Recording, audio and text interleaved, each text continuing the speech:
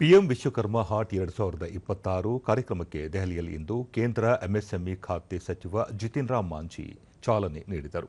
ಈ ವೇಳೆ ಎಂಎಸ್ಎಂಇ ಖಾತೆ ರಾಜ್ಯ ಸಚಿವೆ ಶೋಭಾ ಕರಂದ್ಲಾಜೆ ಸೇರಿದಂತೆ ಇಲಾಖೆಯ ಹಿರಿಯ ಅಧಿಕಾರಿಗಳು ಉಪಸ್ಥಿತರಿದ್ದರು. ಇದೇ ಸಂದರ್ಭದಲ್ಲಿ ಕರಕುಶಲ ಉತ್ಪನ್ನಗಳ ಮಳಿಗೆಗೆ ಭೇಟಿ ನೀಡಿ ಮಾಹಿತಿ ಪಡೆದರು.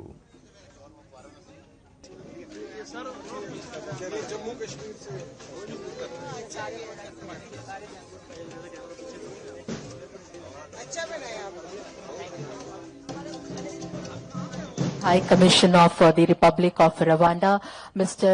Emily Webster from Embassy of Republic of Iraq. ಬಳಿಕ ಜಿತಿನ್ ರಾಮ್ ಮಾಂಝಿ ಸಣ್ಣ, ಅತಿ ಸಣ್ಣ ಮತ್ತು ಮಧ್ಯಮ ಉದ್ಯಮಗಳು ದೇಶದ ಅಭಿವೃದ್ಧಿಯ ಬೆನ್ನೆಲುಬುಗಳಾಗಿವೆ.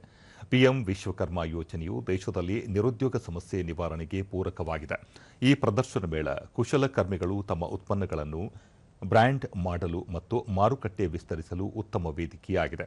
ಅತ್ಯುತ್ತಮ ಕುಶಲತೆಯಿಂದ ಕುಶಲಕರ್ಮಿಗಳು ಪ್ರದರ್ಶನ ಮೇಳದಲ್ಲಿ ಪಾಲ್ಗೊಳ್ಳುತ್ತಿರುವುದು ಹೆಮ್ಮೆಯ ವಿಷಯ ಎಂದರು.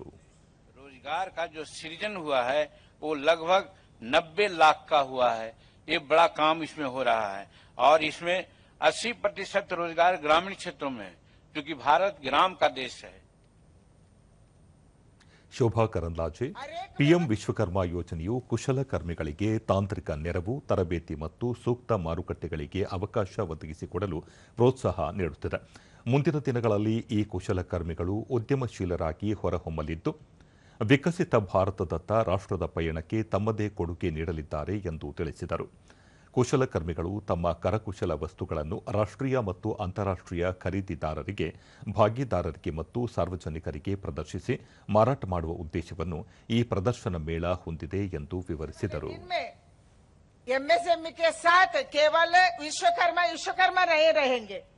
आने वाले दिन में विश्वकर्मा एंटरप्रेन्योर बनेंगे. ये हमारा सोच है.